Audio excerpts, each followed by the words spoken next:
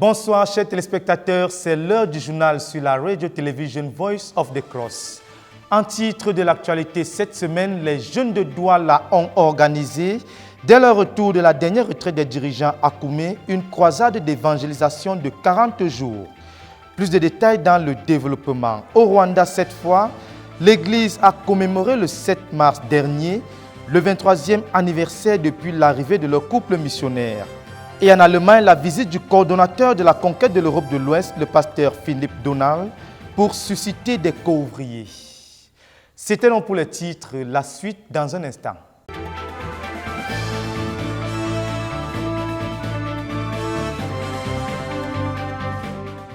Croisade de prière de 120 jours, la semaine a été marquée par un retour du leader à la communication du fardeau de la planification de la phase 3 axée sur la formation des disciples. Aussi, elle a été marquée par la commémoration le samedi 14 mars dernier du 11e anniversaire du retour dans la gloire du frère Zach. Le reportage. La croisade de prière de 120 jours suit son cours à la base. Parvenus au 78e jour de la croisade, ces dernières semaines ont été marquées par d'abondantes actions de grâce, des témoignages et des prières pour divers fardeaux, ponctués par des brèves exhortations du leader pour booster les saints en prière. L'un des faits marquants de la semaine a été le retour du leader à la communication du fardeau de la planification de la phase 3. C'est donc à partir du passage d'Ézéchiel chapitre 19, versets 1 à 9, que le frère Théodore a partagé quelques-unes des choses qu'il a confrontées dans les Écritures. Tout d'abord, le passage est une lamentation de Dieu et du prophète qui se plaignent de ce qu'il y a une grande perte de dirigeants en Israël après beaucoup d'investissements pour les produire, plainte qui a constitué pour le leader tout un enseignement sur la formation des disciples qu'il a défini comme étant le fait de prendre un jeune lion et le transformer en un lion dirigeant, un lion fort. Ensuite, le frère Théodore a également confronté la question de savoir qui produisait les lions en Israël. Il a été frappé par le fait que c'était les lions qui, ici, représentent les femmes qui produisent des dirigeants forts. What is the making of disciples? Qu'est-ce que la formation des disciples? Transforming a lion cub into a lion, C'est into a transformer, strong lion. c'est transformer un lionceau en un lion fort. C'est un passage qui est une lamentation, une plainte. Le prophète et Dieu est en train de se plaindre que les dirigeants d'Israël finissent toujours qu'il y a une grande perte de dirigeants. Mais dans ces plaintes, j'apprends 5 leçons. La première leçon, c'est la formation des disciples. La formation des disciples, c'est quand on prend un lionceau et transforme ça en un lion dévorant et fort. La deuxième leçon pour moi, c'est simplement une des tristesses dans ce passage. En Israël, qui produisait des lions? Qui produisait les lions? C'était des lions. C'était les femmes. Donc la formation des grands dirigeants était la responsabilité, finalement était la responsabilité des femmes fortes. Pourquoi il n'y a pas eu de lions qui ont produit des lions forts? Pourquoi il n'y avait que la lionne pour produire des lions? Parce que j'étais en train de confronter, comme le Saint-Esprit en train de me dire, si les femmes de la CMCI ne font pas les disciples, le ministère n'aura pas de dirigeants. Parce que la plupart des lions, quand ils deviennent forts, ils font quoi? Les lions, quand ils deviennent forts, ils font quoi? Ils font trop de bruit. Ils font de bruit, ils marchent à droite, à gauche, ils remplissent, ils attirent l'attention, ils deviennent fameux, ils deviennent même notoires. On dit notoire. Les grands lions, quand ils deviennent forts, ils oppriment les autres, ils sont dévastateurs, ils font ressentir leur force. mais il ne produit pas des lions. Ainsi, comme nous ne sommes pas les seuls que Dieu a appelés à faire des disciples, il nous faut apprendre des autres, disait le leader, car, a-t-il ajouté, la formation des disciples a été détruite par la popularité de ceux qui émergent. Il nous faut des femmes lionnes dans notre ministère, a été le cri de cœur du leader durant cet enseignement. C'est donc sous le poids de ces vérités que le frère Théodore a conduit les saints tout d'abord à remercier le Seigneur pour les femmes lionnes qui gardent la vision et qui produisent des dirigeants forts. Ensuite, il a conduit les saints à prier pour que le Seigneur nous amène à vraiment désirer former des disciples et aussi qu'il nous donne des femmes pasteurs en grand nombre pour nos églises de maison. La semaine a également été marquée par la commémoration le samedi 14 mars dernier du 11e anniversaire du retour dans la gloire du frère Zach qui s'en est allé pour être avec le Seigneur le 14 mars 2009. Pour ce, le frère Théodore a conduit les saints dans le passage d'Hébreux chapitre 13, les versets 7 à 8, duquel la Bible demande de se souvenir de ceux qui nous ont annoncé l'évangile en premier, de considérer quel a été le bilan de leur vie, afin de pouvoir avoir le genre de relation qu'ils ont eu avec Dieu, parce que le Jésus qu'ils ont connu est le même Jésus, et on peut avoir la même relation. Ainsi, si leur relation avec Jésus a marché pour eux, on peut l'imiter et être sûr que ça va marcher pour nous. Et tout comme eux, les choses vont marcher avec nous. Alors, on aura un bon bilan à la fin de notre vie. Fin de citation. Suite à cette exhortation, le frère Théodore a invité ceux qui ont fait l'exercice de se souvenir de venir partager ce dont ils se souviennent du frère Zach et qu'ils vont imiter. Dokoumé pour la RTVC, Dan Josué Moloula Bekoum. Hope Medical Clinic Koumé, l'équipe médicale et les autres membres du staff ont organisé une retraite le 14 mars dernier. Retraite durant laquelle le personnel a été formé pour éduquer, informer et rassurer la communauté sur la question de l'heure, l'épidémie du coronavirus. Plus de détails avec Cynthia Siaka dans ce reportage. C'est le 14 mars 2020, au cours de la retraite mensuelle qui rassemble tout le personnel de la Hope Clinic, les deuxièmes samedis du mois dès 8 heures, que l'équipe a abordé la question relative au coronavirus.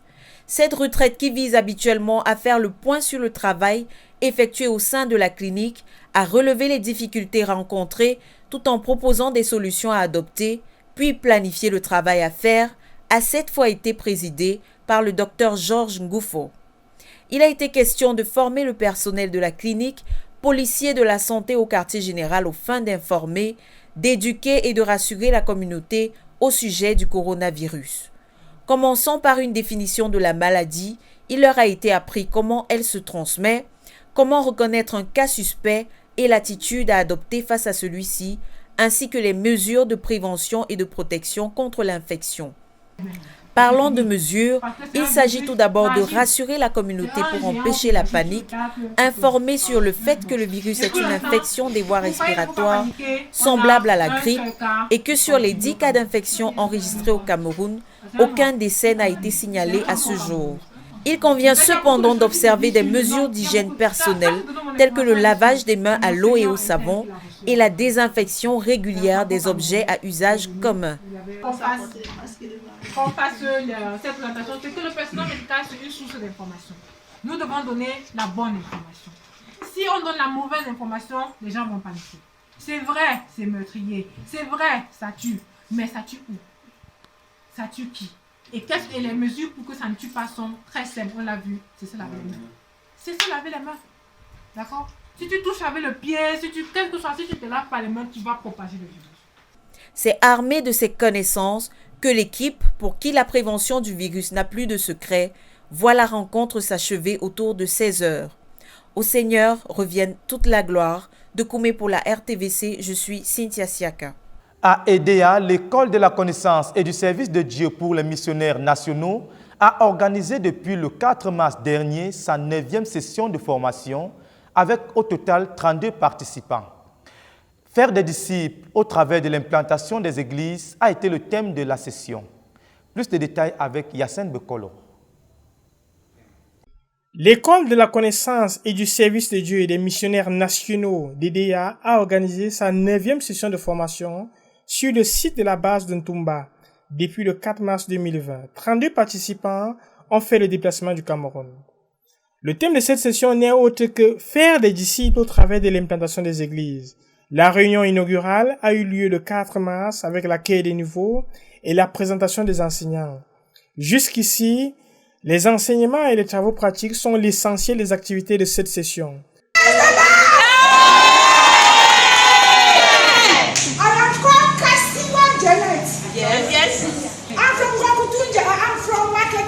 Amen. I believe the year 2001. I am 1 year old in Makenene now. My profession in Makenene, I am doing garden, producing nice jama. Wow. Which is vegetable.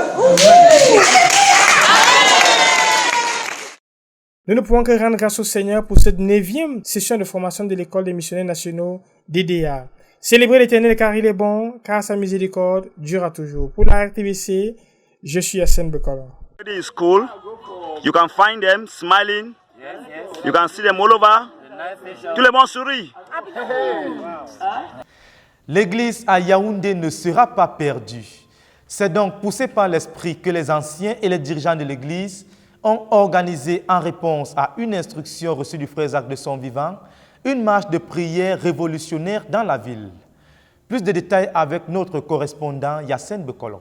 Toujours dans le cadre de l'obéissance au message de la Convention Koumé 2019, les anciens et les dirigeants de l'église à Yaoundé ont décidé d'obéir à une instruction à eux donnée par le frère Zacharias Tanefomoun de son vivant, celui de faire une marche de prière dans toutes les grandes artères de la cité capitale afin de fermer les portes de la ville à l'entrée des démons et implanter le royaume de Dieu. Les dirigeants ont donc planifié et se sont préparés pour la date du samedi 13 mars au dimanche 14 mars 2020, qui n'est autre qu'une date souvenir de notre communauté, car ça faisait juste 11 ans après le départ de notre bien-aimé dans la gloire. Il y a eu cette marche hier, en fait, le vendredi nuit à samedi matin. Par un concours de circonstances, nous nous sommes rendus compte que la marche a commencé le jour où les 3 armées de méchanceté avaient été démantelées et la marche s'est achevée le jour où notre frère est allé dans la gloire.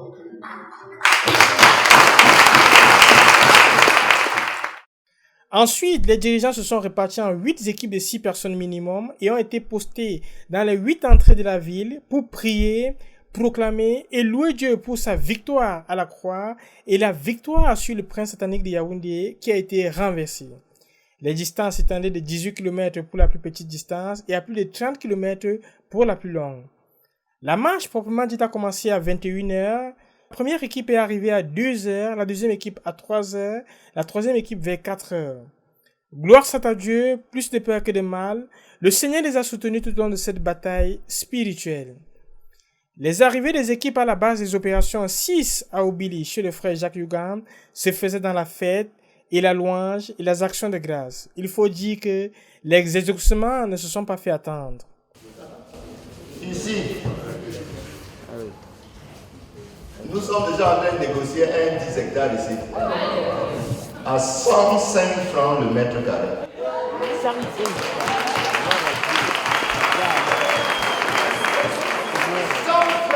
le mètre carré. Ici. Et il y a une semaine et demie, une sœur qui n'est pas de notre, une maman qui n'est pas de notre communauté, elle est venue à la convention. Elle a vu ce qui s'est passé là. Et elle dit que ça fait 15 ans qu'elle avait du terrain. Et Dieu lui avait dit donner à une communauté.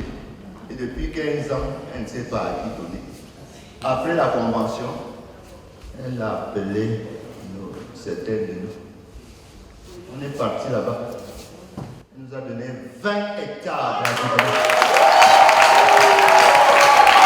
Nous ne pouvons que célébrer le Seigneur pour son Église qui est en ordre de bataille. Louez l'Éternel car il est bon, car sa miséricorde durera toujours. Yassine Bekolo pour la RTVC.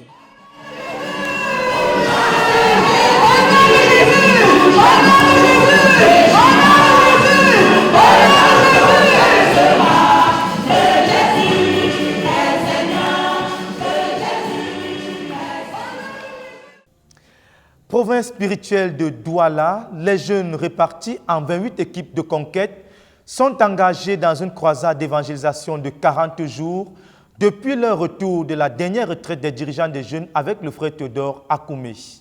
Plus de détails dans ce reportage. Province spirituelle de Douala, la flamme de l'évangélisation continue à embraser les saints. Après le retour des jeunes de leur dernière retraite des dirigeants Akoumé, ils se sont engagés dans une croisade d'évangélisation de 40 jours. La caravane d'évangélisation, constituée de 28 équipes, s'est étendue dans les villages du 2 au 15 mars dernier, avec au total 15 localités parcourues, notamment dans le Mungo et le sud-ouest. La conquête dans la ville, quant à elle, a ciblé principalement les enfants, les cités et campus universitaires, ainsi que les familles. Parvenu donc au 27e jour de la croisade d'évangélisation, le bilan fait état de 3304 personnes atteintes avec l'évangile, au nombre desquelles 1551 se sont converties. On enregistre également 125 maisons ouvertes pour des assemblées de maisons, 2342 traités distribués, le suivi de 610 convertis et 10 rétrogrades restaurés, 10 guérisons et 5 délivrances enregistrées et bien d'autres.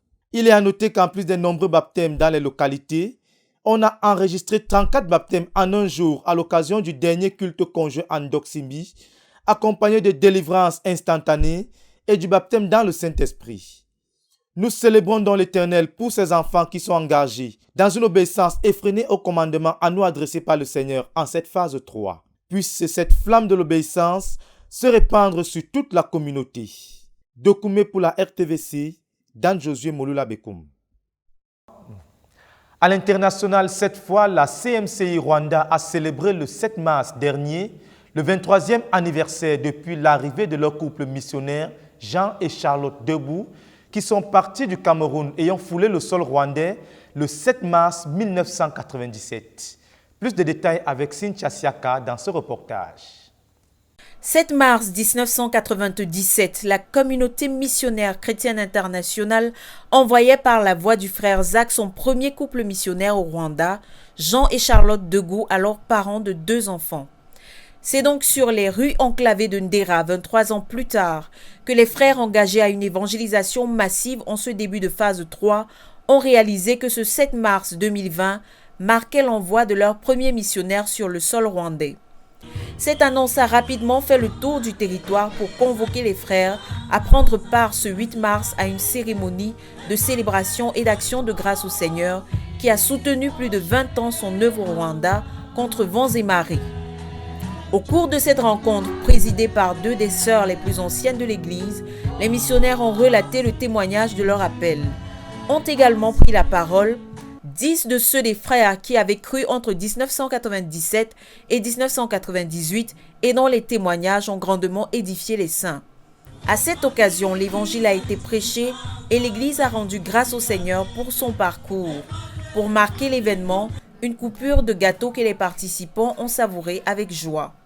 La cérémonie s'achève sur une note de joie et de gaieté. Les saints retournent à leur vie quotidienne d'évangélisation pour voir s'accomplir au Rwanda le but de la phase 3. À Dieu revienne toute la gloire. De Koumé pour la RTVC, je suis Cynthia Siaka.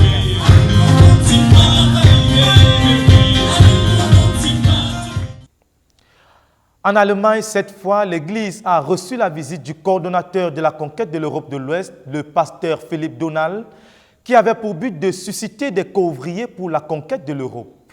Le reportage. Le samedi 16 novembre 2019 a eu lieu en Allemagne une réunion dite des couvriers.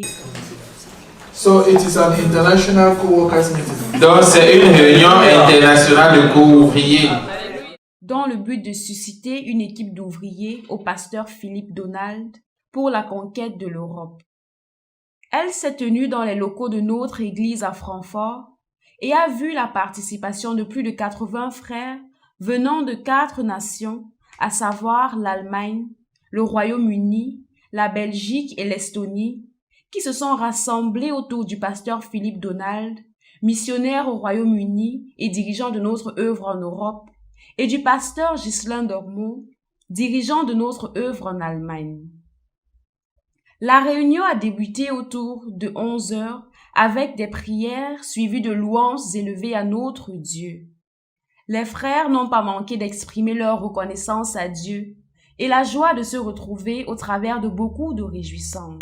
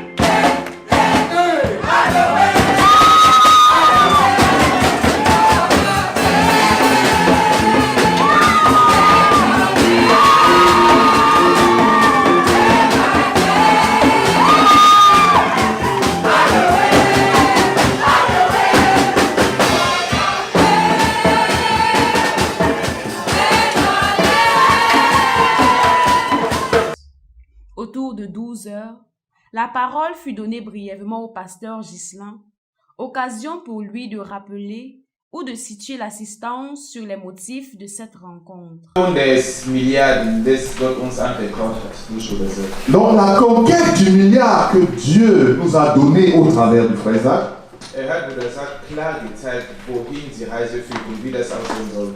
il a montré clairement au frère Zach où le voyage devait conduire et il lui a montré comment est-ce qu'il devait le faire.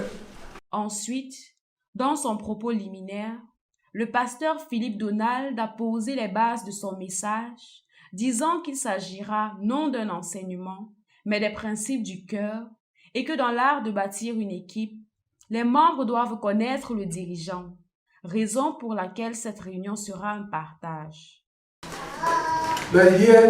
Mais ici aujourd'hui,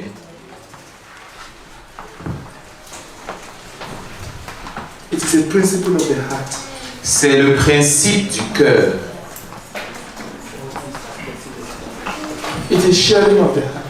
C'est partager le cœur. Il a poursuivi en disant que lorsque Dieu a une œuvre, il recherche un type d'ouvrier en particulier. L'ayant produit, il produit ensuite à ce dernier d'être ouvrier dans les mêmes conditions. Il a illustré cela par l'exemple d'Adam qui, pour servir Dieu, avait été fait à l'image et à la ressemblance de Dieu. Dieu s'est par la suite rassuré que sa première co-ouvrière ne soit pas une originale, raison pour laquelle elle fut tirée de lui. La femme devait être semblable à l'homme pour qu'elle puisse l'aider à porter le fardeau que Dieu lui avait donné.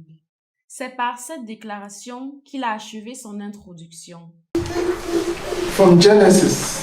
Depuis Genèse, When God has work, lorsque Dieu a une œuvre,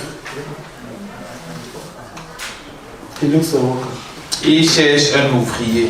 God created Adam in His image and in His likeness. So the woman had to be like the man. Donc la femme devait être comme semblable à l'homme. So that she will be able to carry the burden that God has given her. Afin qu'ensemble ils soient capables de porter le fardeau que Dieu avait confié à Adam. That is how God produces co-workers. C'est ainsi que Dieu produit des co-ouvriers. À partir de l'histoire d'Abraham dans Genèse 17 et 18, ainsi que celle de David dans 1 Roi 2, il a exhorté les frères en disant que les fils doivent rendre la même obéissance à Dieu que leur père pour assurer l'accomplissement des promesses de Dieu à leur père. Il a par ailleurs rassuré les frères à partir du psaume 138, verset 8, et de l'histoire de Jéroboam choisi pour marcher comme David après l'échec de Salomon, d'Abraham à qui Dieu apparut après 14 ans de relations brisées, que Dieu accomplira certainement ses promesses à notre endroit. Parole qui a profondément encouragé plusieurs. Makes a promise about you. I want you to know he will fulfill it. Lorsque Dieu te fait une promesse, lorsque Dieu fait une promesse à ton sujet, je voudrais que tu saches, il accomplit. We want you to know. Nous voulons que tu saches That the purpose of God for you shall be accomplished. que les desseins de Dieu pour toi seront accomplis. Le pasteur Philippe s'est servi de l'exemple de Jéhu et Jonadab, fils de Récab, dans 2 Rois 10, 15 à 16, pour amener l'auditoire à confronter une question capitale, celle de Jéhu à Jonadab. Ton cœur est-il aussi sincère envers moi que le mien l'est avec toi? Is your heart right with mine?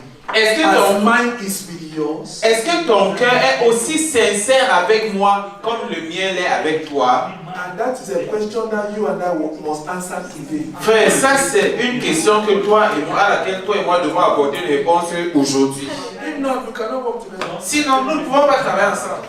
Frère, quelle est ma réponse? C'est oui.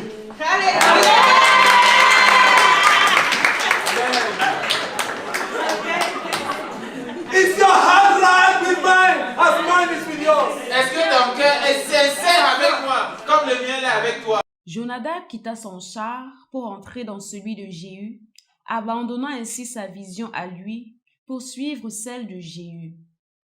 Plus tard, dans Jérémie 35, la promesse faite à David s'accomplit dans la famille des Récabites, du fait que Jonadab avait un seul cœur envers Jéhu, et des instructions qu'il donna à ses fils, toutes furent respectées par tous, exposant ainsi l'obéissance comme le secret pour l'accomplissement des promesses de Dieu. Plus tard, à partir de la parabole des talents dans Matthieu 25, il a interpellé les frères sur le fonctionnement d'une équipe par ces mots. Les serviteurs fidèles et bons produiront du fruit, mais les paresseux se verront dépouillés de leurs talents et n'iront même pas au ciel. Aussi, dans le fait de bâtir une équipe, nous devons nous assurer que chacun ait quelque chose qui le distingue afin d'éviter jalousie, tiraillement, convoitise, amertume et autres. Le pasteur Philippe a partagé notre vision pour la phase 3, à savoir la pénétration de l'Europe de l'Est et de l'Ouest, ainsi que celle de l'Asie et au-delà, de même que le besoin de ressources pour l'accomplir. Il a par la suite sensibilisé les saints présents à partir de 1 Roi 10, 26, faisant ressortir le fait que pour que nous ayons une équipe en Allemagne, il faut des hommes et des femmes dont Dieu a touché le cœur, se basant ainsi sur le cas du roi Saül, je cite, « Quand Dieu te donne des gens, même si tu es méchant, ceux-ci vont rester. » Il a terminé en déclarant que l'évangile est coûteux, mentionnant plusieurs exemples personnels au sein réunis sur ce que l'évangile lui coûte sur le plan financier, émotionnel et physique.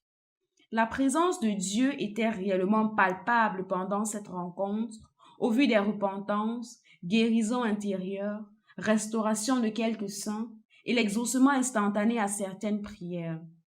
Comme butin provisoire de cette réunion, plusieurs frères présents ont été enrôlés pour bâtir une équipe de prière pour le pasteur Philippe. Les frères se sont séparés en manifestant le vif désir d'avoir une réunion au début de l'année 2020 afin de passer à des actions plus concrètes. Bénissons le Seigneur. Amen. Amen.